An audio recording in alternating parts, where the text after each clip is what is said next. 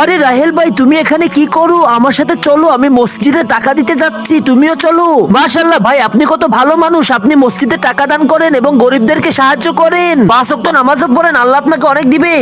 আমিন ভাই। শুকরান লাকা রাব্বি হামদান লাকা। আচ্ছা ভাইজান, চলেন আমার সাথে। ভাইজান, আপনি এত ভালো মানুষ হওয়া সত্ত্বেও সিগারেট খান? না ভাই, আমি তো সিগারেট খাই না।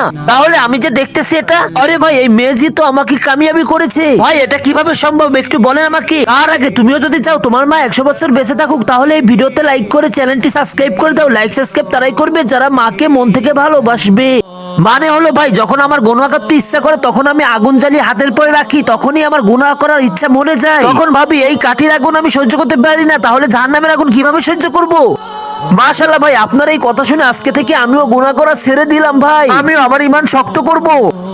যার অন্তরে আল্লাহর ভয় থাকে সে কখনো কোনোদিন খারাপ কাজ করতে পারে না। ভালো মানুষদের জন্য চ্যানেলটি সাবস্ক্রাইব করে কমেন্ট করে যাবে।